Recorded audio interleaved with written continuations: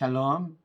음, 꾸준하게 성실하게 큐티를 하는 삶이 되었으면 좋겠습니다. 오늘 우리가 보는 본문 말씀은 24장 23절에서 34절입니다. 잠언의 오늘 24장은요, 생활 속에서 무엇을 해야 될지에 대해서 교훈하고 있습니다. 생활을 아는 지혜, 생활을 습관을 가지는 지혜를 우리에게 말씀하고 있습니다. 어떤 것인지 한번 살펴보겠습니다. 33절, 34절에 있는 말씀입니다. 네가 좀 더 자자, 좀 더 졸자, 손을 모으고 좀 더 누워있자 하니 내 빈궁이 강도같이 오며 내 곰핍이 군사같이 이르리라. 33절과 34절은 게으름에 대해서 경고하고 있습니다. 좀 더 자자, 좀 더 졸자, 좀 더 눕자 하다가는 궁핍이 오게 되고 결국에 있어서는 가난한 삶을 살 수밖에 없다는 것을 가르쳐주고 있습니다. 이 앞절을 보게 되면은 포도밭이 있습니다. 포도밭에 있는 가시덤불, 풀, 돌담을 정리하지 않게 되면은 나중에 가시덤불이 포도밭을 점령하게 되고 포도밭의 풀이 싹 퍼지게 되고 돌밭은 무너져서 짐승이 와서 포도를 따먹게 됩니다. 그러면 포도밭에 대한 결실을 할 수 없고 얻을 수 있는 게 없다는 겁니다. 이렇게 되면 포도밭을 통하여서 얻어지는 수익이 없기 때문에 궁핍하게 된다는 것을 알게 됩니다. 오늘 본문에 있어서 게으름의 이러한 결과를 낳는다는 구체적인 것들을 통해서 말씀하고 있습니다. 오늘 우리의 신앙적인 게으름에 대해서 한번 생각해 보고자 합니다. 좀 더 미루고요, 좀 더 하지 않고요, 나중에 하다 보면은요 신앙적 궁핍이 오는 겁니다.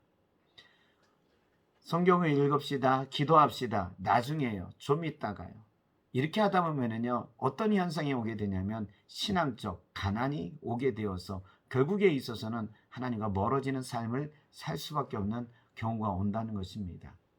그러니 오늘 우리가 해야 되는 그 하나님과의 만남, 성경 말씀, 기도하는 것은요 매일매일 우리에게 필요한 것을 알게 됩니다. 매일매일 하게 되었을 때 신앙적으로서 든든히 서가게 되는 것입니다. 말씀과 기도를 하지 않으면요 신앙적 가난, 신앙적 궁핍이 도적같이 이르게 된다는 것을 우리는 알아야 한다는 것입니다. 또한 신앙의 게으름을 좀 벗어나기 위해서는 그 다음도 중요하다는 것을 알게 됩니다. 균형입니다. 어떤 사람은 말씀만 읽어요. 어떤 사람은 기도만 해요. 둘 중에 하나만 하더라도 괜찮지 않습니까? 하지만은요 균형이 중요합니다. 말씀만 읽게 되면은 머리는 발달하는데 체험이 없습니다. 기도를 하게 되면은 기도를 통해서 여러 가지 체험을 하게 되지만은 분별력, 상황에 의해서 이 기도 응답이 달라지고 있다는 것을 우리는 알게 됩니다. 그래서 신앙에 있어서 균형은요 말씀과 기도가 함께 가야 한다는 것입니다. 마치 뭐하고 같냐면요 말씀이 장작이에요, 기도가 불이에요. 불만 있으면 처음에는 혼자 확 타오르다가 재료가 없어서 꺼지고 마는 겁니다. 장작만 있으면 장작은 있는데 불이 없어서 타지 않아요.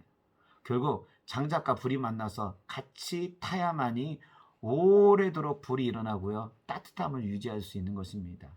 말씀과 기도가 바로 이런 역할입니다. 말씀을 읽고 기도하는 것, 이 두 가지가 함께 일어나게 되었을 때 신앙의 균형이 잡혀서 갈 수 있는 것입니다.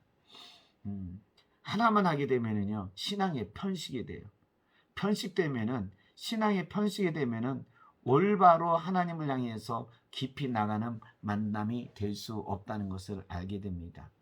그래서 오늘 이 게으름을 통하여서 우리가 알아야 되는 것은 말씀과 기도가 매일 삶이 되지 않으면 신앙적 궁핍이 온다는 것, 또 한쪽만 먹게 되면은 신앙적 편식이 일어난다는 것입니다.